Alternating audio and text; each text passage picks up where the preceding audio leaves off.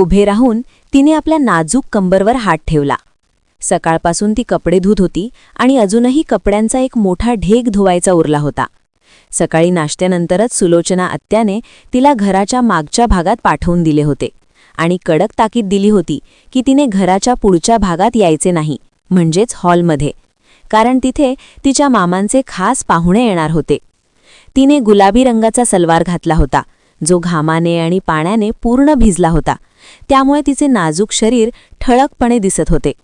कमला नावाच्या मोलकर्णीने आणखीन काही कपडे तिच्यासमोर आणून ठेवले आणि म्हणाली, बाईंसाहेबांनी सांगितलंय, हे सुद्धा धुवून काढ. गौरीने पाठ फिरवत मनातल्या मनात पुटपुटले, तुम्ही आणि तुमच्या बाईसाहेब दोघांनाही देवाचं भय असू द्या. किती तासांपासून कपडे धुतीये, माझी कंबरच अखडलीये. ती रडायच्याच बेतात होती. हतबुद्धतेने तिच्या डोळ्यात पाणी तरळले आणि तिचे गुलाबी ओठ थरथरले. कमलाताई, मला काहीतरी खायला आणून दे ना.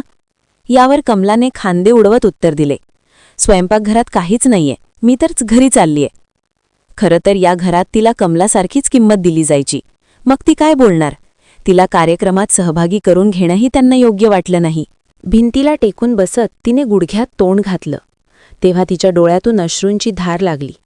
आता तर तिचं धैर्यच संपलं होतं. किती वेळ बसली कोण जाणे, पण मग उठून पुन्हा कामाला सुरुवात केली. पण जीव तुटला होता. हे दुःख सहन करणं सोपं नव्हतं. शेवटी थकून ती आत आली. स्वयंपाकघरात खरंच काही नव्हतं. फ्रीजला लॉक केला होता. बाहेरून येणाऱ्या पदार्थांच्या सुगंधाने तिला अस्वस्थ केलं. ओठ चाटत ती बाहेर पडली. सुलोचना आत्याचा राग आणि मार तिला चांगल्या प्रकारे माहीत होता. त्यांनी सक्त मनाई केली होती, पण पोटाची आग तिला जबरदस्तीने बाहेर ओढून घेऊन गेली. परिणामांची पर्वा न करता ती तिथे गेली. आपल्या बोटांना घट्ट चुरत ओठ चावून ती घाबरतच तिथे गेली.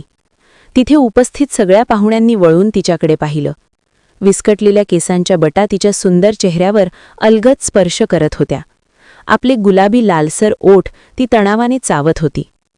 तिच्या चेहऱ्याकडे पाहता ती त्या घरची कामवाली अजिबात वाटत नव्हती. त्यामुळे सर्वांचं लक्ष तिच्याकडे वेधलं गेलं. तिचे भिजलेले कपडे जे तिच्या शरीराचे आकार अधोरेखित करत होते, तिने कसेबसे ओढणी अंगावर घेत स्वतःला झाकण्याचा प्रयत्न केला, पण तो व्यर्थ ठरला. घाबरलेल्या अवस्थेत ती ओढणीचे टोक घट्ट ओढत विस्कटलेल्या केसांच्या बटा सावरू लागली. सुलोचना आणि तिचे पती सखाराम यांनी बसण्याची पोज बदलली. सखाराम यांच्या तीक्ष्ण नजरेतला अर्थ सुलोचना यांना स्पष्ट कळला.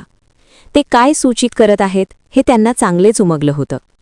त्या तिची ओळख घरातील नोकराणी म्हणून करून देणार इतक्यात तिचे गुलाबी, पाखरांसारखे थरथरणारे ओठ हलले आणि सुलोचनाजींचा चेहरा पटकन पांढरा फटक पडला. आत्या, मला काहीतरी खायला द्या, माझ्याने आता काम होत नाही. ती 20 वर्षांची मुलगी आपल्या निरागसतेने रडायच्याच बेतात होती. सगळे लोक तिच्याकडे पाहत होते, पण या सर्वांमध्ये एक सर्वात वेगळा होता. तो म्हणजे सखाराम यांचा खास पाहुणा अभिजित, ज्याला खूप विनवण्या करून बोलवण्यात आलं होतं. एका क्षणात त्याची नजर गौरीवर पडली आणि तिच्या ओल्या डोळ्यांत त्याला कुतूहल दिसलं. पहिल्या नजरेत त्यालाही वाटलं की ही कदाचित एखादी कामवाली असेल, परंतु तिच्या सुंदर आणि निरागस चेहऱ्यामुळे ती नोकराणी वाटत नव्हती. पण तिचा पोशाख आणि अवस्था मात्र तिची बेबसी स्पष्ट करत होते.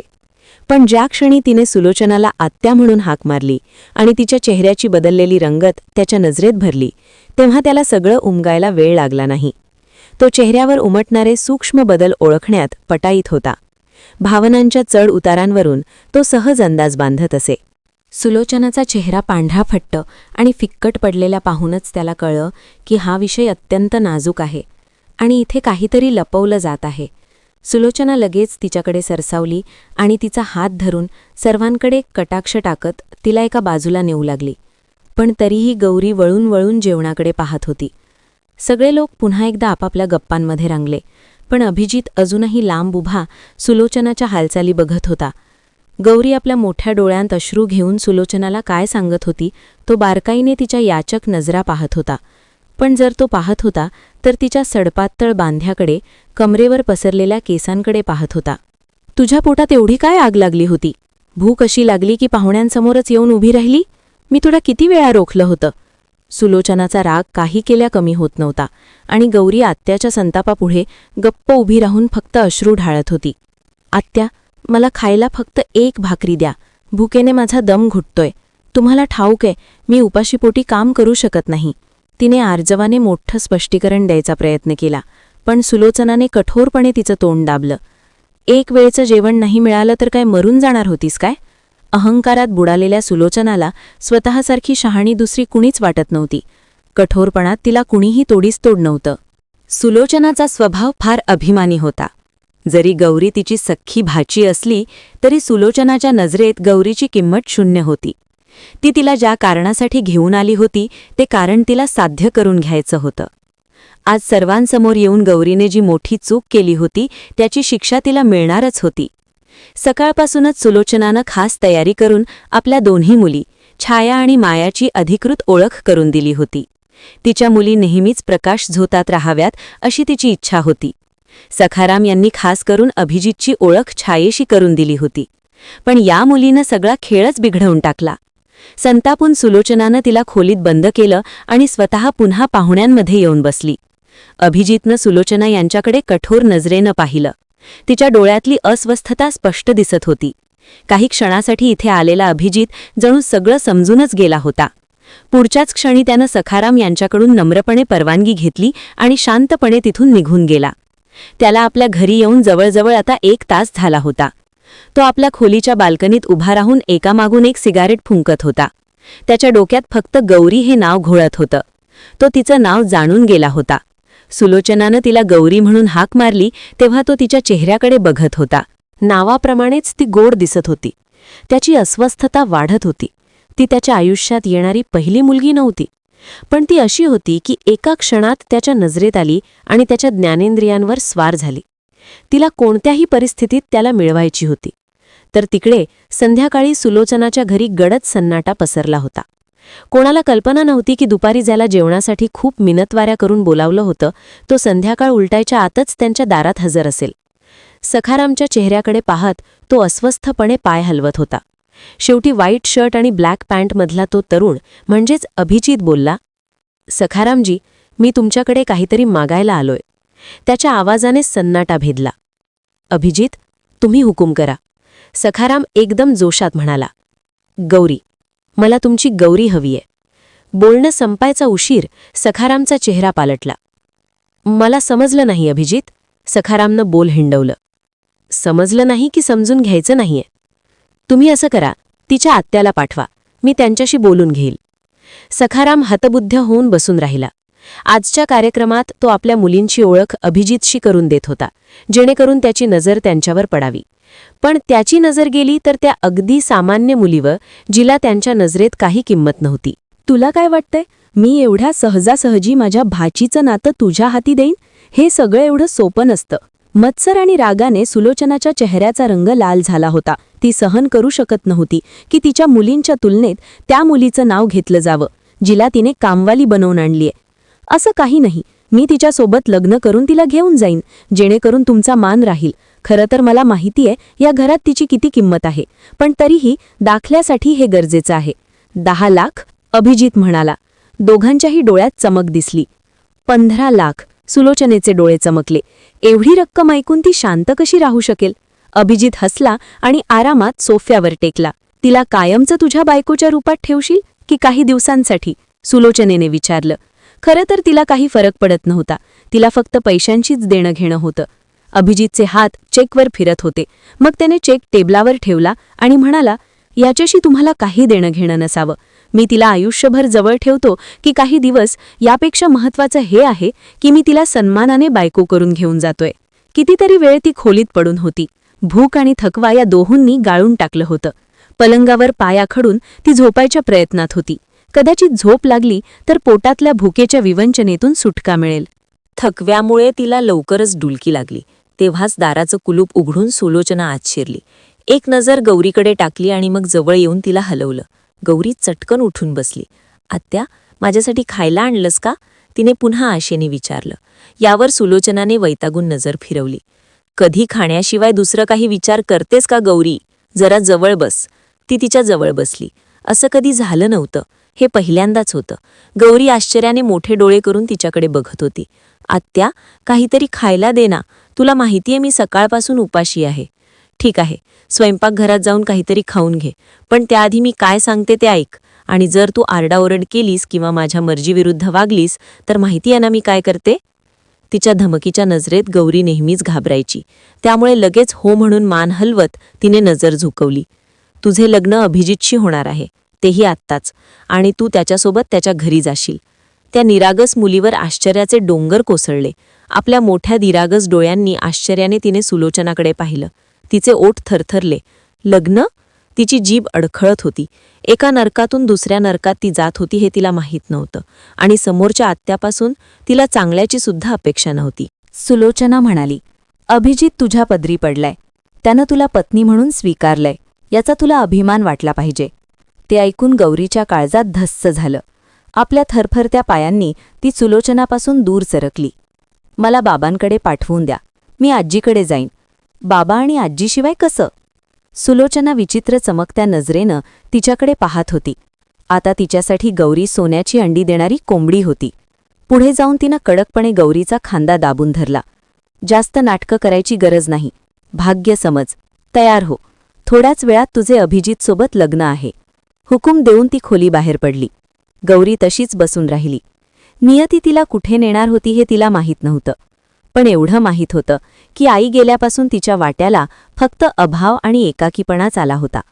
बाबांनी काही वर्षांनी नवी पत्नी आणली, आणि ती सावत्र आई तिच्या आयुष्यात एक वादळ ठरली. काही काळानंतर ते आपल्या पत्नीसमवेत परदेशात स्थायिक झाले, आणि गौरीला आजीच्या स्वाधीन करून गेले. देव जाणे, आजीचं तिच्याशी का पटत नव्हतं माहीत नाही. तिला आईवडिलांच्या उपस्थितीत मिळणारा मान आणि माया कधीच लाभली नाही. तरीही आजीच्या घरी दिवसातून 2 वेळचं चांगलं जेवण मिळत होतं, पण कुणाचं खास प्रेम नव्हतं, आपलेपणाची ऊब नव्हती. पण तरीही उदरनिर्वाहासाठी ते एक चांगले ठिकाण होते. परंतु हे सगळं तेव्हापर्यंतच होतं जोपर्यंत सुलोचनाची नजर गौरीवर पडली नव्हती, आणि त्या बरेच दिवस आपल्या आईकडे आल्या नव्हत्या. इथे येताच त्यांना जाणवलं की आपल्याला कायमस्वरूपी एखाद्या मोलकरणीची गरज आहे. म्हणून तिने आईकडून म्हणजेच गौरीच्या आजीकडून परवानगी घेतली की गौरीला ती आपल्यासोबत घेऊन जाईल. तिच्या मुलींसोबत राहिल्याने गौरीचंही मन रमून जाईल आणि तुझ्या डोक्यावरचं ओझंही हलकं होईल. त्यामुळे गौरीची आजीही आनंदाने तयार झाली. गौरीसुद्धा आपल्या मामाच्या मुलींकडे जाण्यास उत्सुक होती, पण तिथे गेल्यावर तिला उमगलं की मामीला फक्त आपल्या मुलींसाठी आणि घरासाठी एका नोकराणीची गरज होती, आणि ती नोकराणी त्यांना तिच्या रूपाने मिळाली होती. हे सगळं तिच्या बाबांच्या बेजबाबदारपणामुळे झालं होतं, पण तिने नियतीचं लिखाण मान्य केलं होतं, आणि आता हा अभिजित नावाचा व्यक्ती वादळासारखा तिच्या आयुष्यात येत होता. ती एक चंचल आणि अल्लड मुलगी होती, जिने आयुष्यात इतकी संकटे असूनही फक्त हसणेच शिकले होते. तिच्या आयुष्यात होणारा हा बदल नेमका काय वळण घेईल याची तिला कल्पनाही नव्हती. पण ज्या क्षणी आत्याने तिला हतबल करत तिच्या डोक्यावर आपली ओढणी म्हणजे पदर टाकला, तेव्हा मात्र तिला मौन धारण करावे लागले. तिला आता कळून चुकले होते की सर्व काही नशिबाच्या हातात आहे, आणि नशिबापेक्षा कोणीही मोठे असू शकत नाही. त्या क्षणी तिला तिच्या बाबांची उणीव भासत होती. तिला आता दुसऱ्या कोणाच्या तरी स्वाधीन हस्तगत केले जात होते. तिचे हृदय जोरात धडधडत होते, आणि शेजारी बसलेली व्यक्ती तिच्या मनातील द्विधा मनस्थिती आणखीनच वाढवत होती. तो आपल्या चमकणाऱ्या नजरेने सारखा तिच्या चेहऱ्याकडेच पाहत होता. पुढे 2 दिवसांनी हा विवाह इतक्या साधेपणाने पार पडला होता की मामीच्या मुलींनीही या लग्नाला उपस्थित राहण्याचे कष्ट घेतले नाहीत. हा विवाह केवळ एक करार, एक व्यवहार होता. तिचे आयुष्य आता परपुरुषाच्या हवाली झाले होते. लग्नाच्या कागदपत्रांवर स्वाक्षरी करताना तिने आपले डोळे घट्ट मिटून घेतले. तिला जाणीव झाली की आता तिने आपले सर्वस्व त्या व्यक्तीच्या स्वाधीन केले आहे, पण त्याही आधी तिने स्वतःला परमेश्वराच्या चरणी समर्पित केले होते. लवकरच तुझ्या सौंदर्याचा कंटाळा येईल त्याला. हा श्रीमंत राजकुमार तुला किती दिवस सांभाळेल? कुत्र्याला खीर पचत नाही, तुलाही हे सुख पचणार नाही. आत्याची मोठी मुलगी छाया हात छातीवर बांधून तिला पेटत्या नजरेने बघत होती. गौरीनं शांतपणे नजर झुकवली आणि लगेच चोरून नजरेनं अभिजितकडे पाहिलं, जो काही अंतरावर उभा होता. छायाच्या बोलण्यातून मत्सर टपकत होता. खरं तर गौरी आता या घरात फक्त काही वेळासाठीच होती, ज्यानंतर ती कायमची इथून जाणार होती. म्हणूनच आली होतीस ना तू पाहुण्यांमध्ये, जेणेकरून? तिचे बोलणं पूर्ण होण्याआधी अभिजित वळला.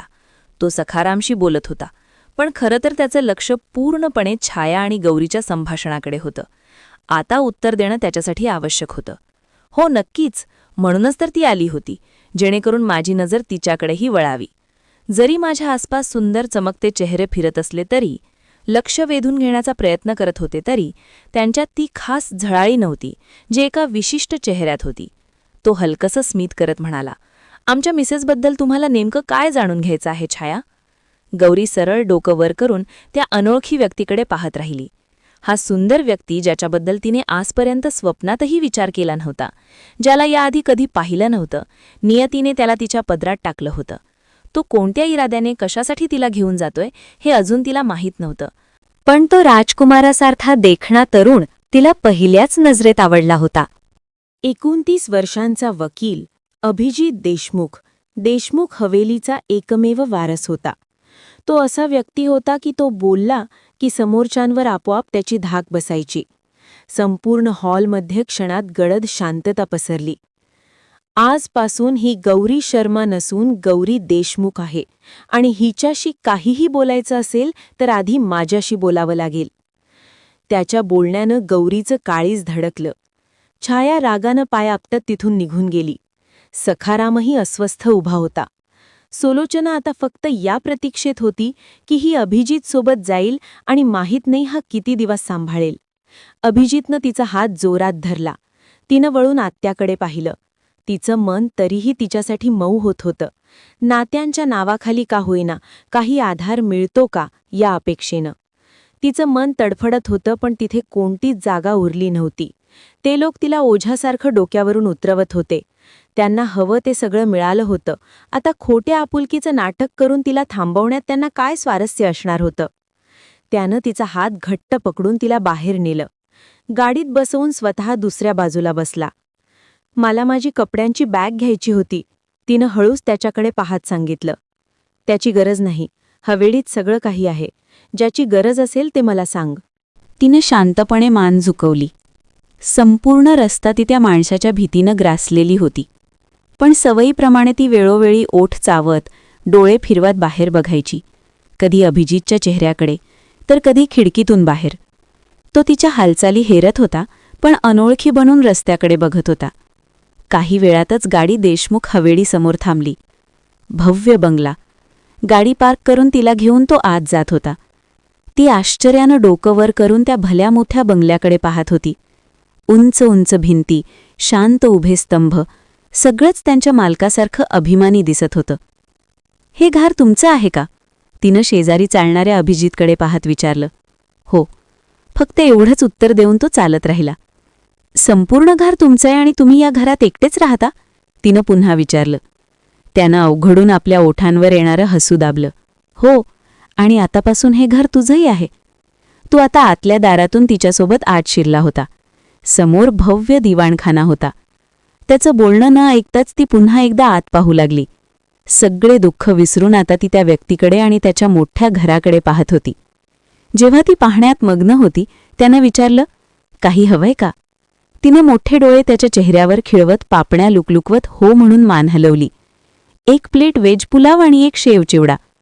ती असं ऑर्डर करत होती जणू दोघं एखाद्या हॉटेलमध्ये बसले असून समोरचा माणूस वेटर आहे. त्यानं पहिल्यांदाच आश्चर्यानं तिच्याकडे पाहिलं, पण तिच्या चेहऱ्यावर संपूर्ण गांभीर्य होतं. तिनं सोफ्याच्या बाजूला कोपर टेकवून हाताची मूठ बनवून हनुवटीखाली लावली होती. तिच्या बालिश हालचाली पाहून तो 2 पावलं तिच्याजवळ आला. खरंच? तुला एवढंच हवंय का? हो, मला एवढंच हवंय, आणि लगेच, कारण मला खूप भूक लागलीये. मी सकाळपासून काही खाल्लं नाहीये. त्या क्षणी ती इतकी निरागस दिसत होती की तो बराच वेळ तिच्याकडे पाहत राहिला. मग तो स्वयंपाकघरात गेला. त्याला माहीत होतं की जेवण तयार असेल. घरातील नोकराला जेवणाची ऑर्डर देऊन तो बाहेर आला. थोड्याच वेळात एका वृद्ध नोकरानं जेवण टेबलावर लावलं. गौरी अभिजितला म्हणाली, तुम्ही पण माझ्यासोबत जेवणार का? त्याला खुर्ची सावरताना पाहून गौरीनं संकोच न करता विचारलं. त्यानं हो म्हणून मान हलवली. का? मला जेवायची परवानगी नाहीये का? तो आता तिच्याशी हलक्या फुलक्या गप्पा मारत होता. एका क्षणासाठी दोघेही विसरले होते की त्यांच्यात अगदी थोड्या वेळापूर्वी कसले मजबूत नातं निर्माण झाले. तो तिला कोणत्या हेतूने इथे घेऊन आला होता, पण इथे आणल्यानंतर तिच्या बोलण्यानं त्याला एक विचित्र भावना ग्रासत होती. आयुष्यात पहिल्यांदाच असं नातं दिसत होतं जे फक्त आपलं म्हणता येईल. त्याला फारशी भूक नव्हती, पण गौरीला कम्फर्टेबल वाटावं म्हणून तो हलकं फुलकं खात तिला पाहत होता. ती प्रेमानं वेज पुलावचा आनंद घेत प्लेट साफ करत होती. तिला असं खाताना पाहून त्याला गंमत वाटली. ती अशी घाईघाईनं खात होती, जणू तिला अजून कुठेतरी जायचं होतं. रिलॅक्स गौरी, हळूहळू खा, आपल्याला कुठे जायचं नाहीये. अभिजितनं हळूवारपणे थांबवलं. तिनं खांदे उडवले आणि पुन्हा खायला लागली. जेवताना तिनं एकदाही त्याच्याकडे पाहिलं नाही. तिला फक्त जेवणाशीच देणं घेणं होतं. आज पहिल्यांदाच तिला इतकं चांगलं जेवण मिळालं होतं. नाहीतर आत्याच्या घरी उरलेलं शिळं अन्न खावं लागायचं. पोटभर खाल्ल्यावर तिनं हसत हसत त्याच्याकडे पाहिलं. साहेब, सकाळी मला असाच चांगला नाश्ता मिळेल ना? सुलोचनेच्या पद्धतीनं ती त्याला अभिजित म्हणण्याऐवजी साहेब म्हणाली. तू मला फक्त अभिजित म्हणू शकतेस. रुमालानं हात पुसत त्यानं नोकराला इशारा केला. नोकरानं टेबल साफ करायला सुरुवात केली. तेवढ्यात तो उठून जाऊ लागला. तेव्हा गौरीनं त्याच्या मागून येत त्याच्याकडे पाहिलं. माझी खोली कोणती ते सांगा, मी जाऊन तिथे झोपते, मी खूप थकलीये. त्यानं एका नोकरणीला बोलवून गौरीला तिच्यासोबत खोलीत पाठवून दिलं. एक विचित्र विचार त्याला ग्रासत होता. ज्या मुलीवर त्यानं इतके पैसे खर्च केले होते, कारण ती त्याच्या मनात घर करून बसली होती, तिला फक्त जवळ करून पाहायचं होतं, थोडा वेळ ते हलवायचा होता. तिच्याशी लग्नही फक्त यासाठी केलं की सखाराम सुलोचनाला आक्षेप घेण्याचं कारण मिळू नये. पण तिचं वागणं वेगळंच होतं. बराच वेळ सिगारेट ओढत तो तिच्याबद्दलच विचार करत राहिला. मग पायऱ्या चढत आपल्या खोलीत गेला. तिथे त्याच्या पलंगावर पाय पसरून ती गाढ झोपली होती. यावेळी ती वेगळी दिसत होती. विस्कटलेले केस, साधाच सलवार कुर्ता, तोही त्याच्या मुलीचा. त्याच ड्रेसवर तिला लग्नात उभं केलं होतं. जरी हे साधं लग्न असलं तरी चेहऱ्यावर शांतता आणि चमक. कदाचित हे सर्व दिवसभरानंतर जेवण मिळाल्याने होते. दार बंद करून तो तिच्याजवळ आला. तिचा चेहरा पाहताना त्याच्या मनात काय काय विचार येत होते. शर्टची बटणं उघडून तो तिच्याजवळ बसला. झोपण्यापूर्वी तो नेहमी शर्ट काढत असे. एक हात पलंगावर टेकवून तो तिच्याकडे पाहत होता. लांब दाट पापण्या, सुंदर डोळ्यांवर स्पष्ट वाट, सुंदर पाकळ्यांसारखी ओठ, हळूहळू सुरू असलेला श्वास आणि सुंदर लांब केस ज्यांनी उशीवर राज्य केलं होतं. हात पुढे करून त्यानं हळुवारपणे तिचे केस सावरायला सुरुवात केली. ही मुलगी त्याच्या मनावर का स्वार झाली, का त्यानं हट्ट धरून एवढी किंमत देऊन तिला मिळवलं हे त्याला माहीत नव्हतं. तो झोपायचा प्रयत्न करू लागला. अभिजित, अभिजित, हळूहळू कोणीतरी त्याचा खांदा हलवत त्याला हाक मारली. त्याला वाटलं स्वप्न पडतंय, पण हळूहळू जाणीव झाली की हे स्वप्न नाही. त्यानं डोळे उघडले. ती सुंदर चेहऱ्याची मुलगी केस मोकळे सोडून त्याच्यावर वाकली होती. आजपर्यंत कोणाची हिंमत झाली नव्हती की अभिजितला डिस्टर्ब करावं, आणि आज ही बारीकशी मुलगी त्याला जागं करत होती. त्यानं हात पुढे करून तिची कंबर धरली आणि तिला आपल्यावर ओढून घेतलं. अचानक आलेल्या या हालचालीमुळे ती घाबरून त्याच्याकडे पाहू लागली. त्याची नजर हिच्या गुलाबी ओठांवर खिळली होती. मला असं जागं करण्याची शिक्षा काय असते माहितीये का तुला? त्याच्या गंभीर आवाजानं ती आतून थरथरली. ती त्याच्या छातीवर पडली होती. तो तिच्याकडे बघत होता. तिनं सहज ओठांवर जीभ फिरवली. तिचा गळा कोरडा पडला. तो तिला जवळ घेत म्हणाला, तू खरंच इतकी भित्री आहेस की भित्री असल्याचं नाटक करतेस? तिच्या डोळ्यात बघत तो हळूहळू तिच्या ओठांवर बोट फिरवत होता. त्याचं मन तिच्या ओठांचा मादक विचार करत होतं. तिनं लगेच नाही म्हणून मान हलवली. मी खरंच तुम्हाला घाबरते, नाटक नाही करत. कारण मी तुमची बायको आहे ना? ती जणू त्याला आठवण करून देत होती. तो प्रथमच तिच्यासमोर मोकळेपणाने हसला. अरेच्छा, मी तर ऐकलं होतं की बहुतेक नवरे आपल्या बायकांना घाबरतात. तिच्या गालावर बोट फिरवत तो म्हणाला. तिनं ओठ दाताखाली दाबले. आयुष्यात पहिल्यांदाच तो एखाद्या मुलीशी असा बोलत होता. गौरी मात्र हा सगळा प्रकार कसा हाताळायचा यात गोंधळली होती. तिचं हृदय इतकं जोरात धडकत होतं की अभिजित ऐकू शकत होता. तू किती वर्षांची आहेस? त्यानं विचारलं. तिनं लगेच उत्तर दिलं. 2 महिन्यांनी 20ची होईन. पण बघायला तू अगदी लहान वाटतेस. याचं कारण? तो हळूहळू तिची कंबर धरत होता. ती त्याच्या कैदेत होती. सोडा मला, अभिजित प्लीज, मला श्वास घेता येत नाहीये. तिचा चेहरा तांबडा झाला होता. मला असं वाटत नाही की जेव्हा तू माझ्या ताब्यात असतेस तेव्हा तुला श्वास घ्यायची गरज पडावी. तुझे श्वास माझ्या श्वासात मिसळून देईन. तो हळूहळू तिच्या मानेवर ओठ टाकत होता.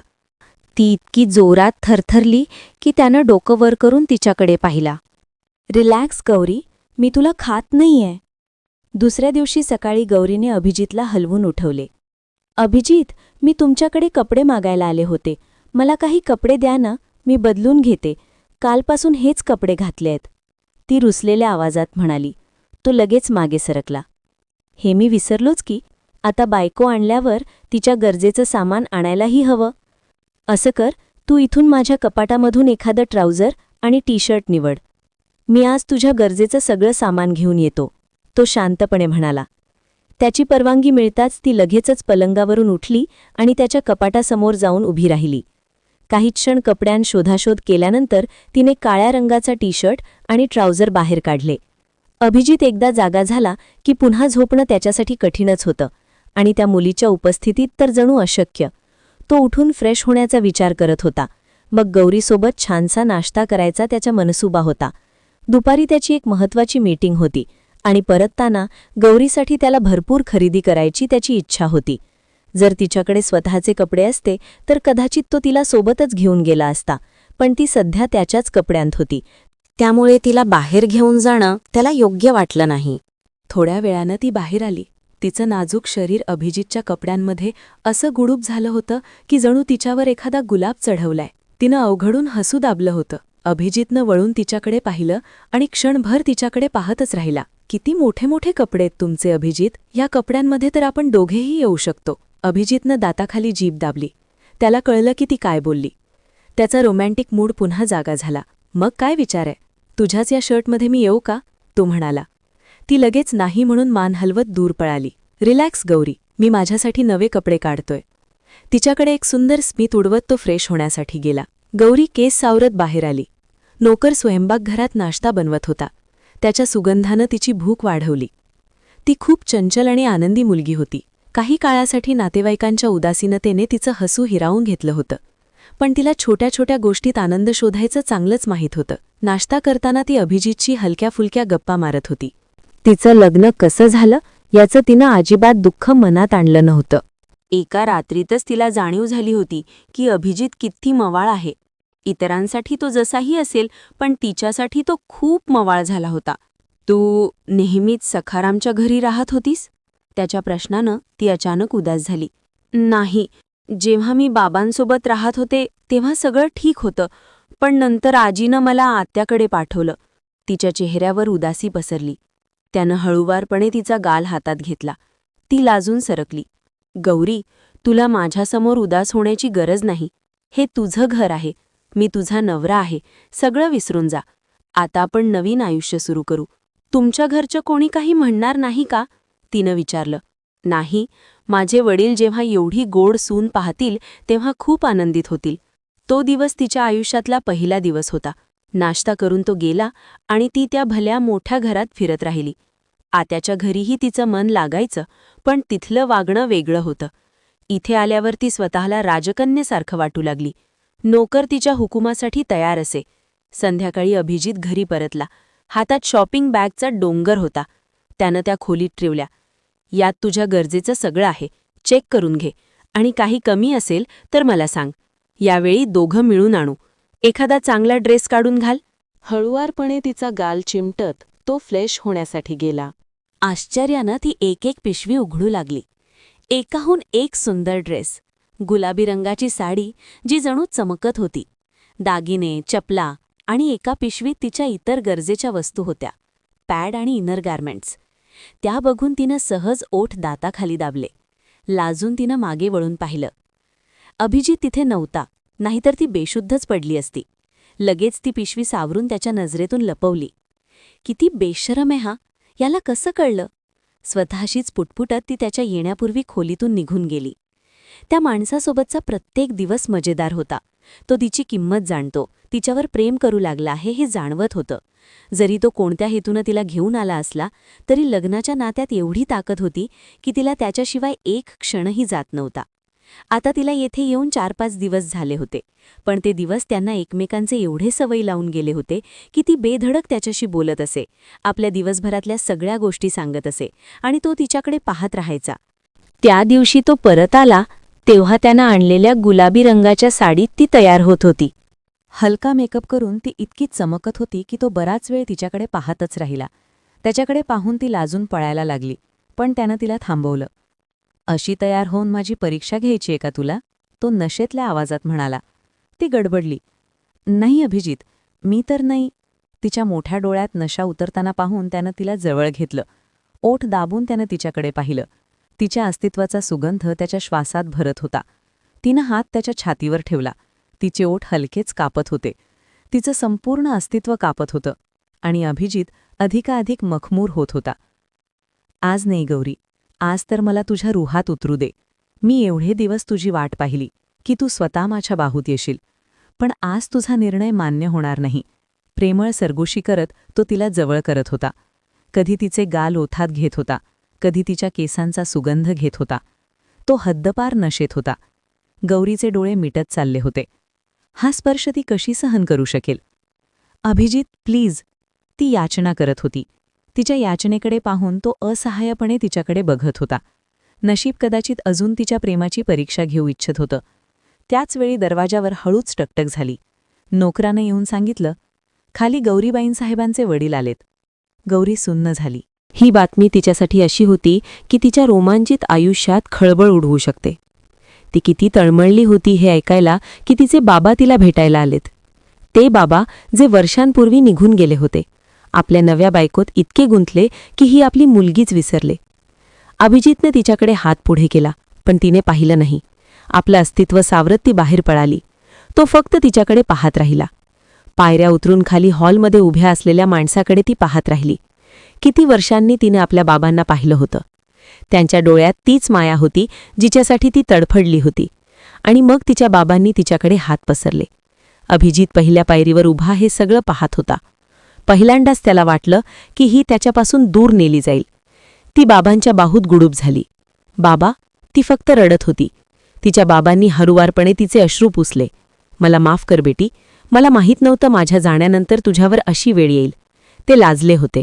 बाबा, तुम्हाला माहिती नाही मी काय सहन केलं, ती रडत सांगत होती. बराच वेळानं त्यांनी वळून अभिजितकडे पाहिलं. तर तो आहेस तो माणूस जो माझ्या मुलीची किंमत देऊन तिला घरी घेऊन आलास? हे शब्द बाणासारखे अभिजितच्या छातीत घुसले. गौरीनं वडिलांकडे पाहिलं. तू माझ्या बहिणीला पैसे देऊन माझ्या मुलीला विकत घेतलंस आणि तिच्याशी लग्न केलंस, तेही फक्त काही दिवस तिच्यासोबत राहण्यासाठी. मी आता माझ्या मुलीला सोबत घेऊन जाणार आहे. अभिजितला वाटलं की त्याला कठोर शिक्षा सुनावली गेलीये.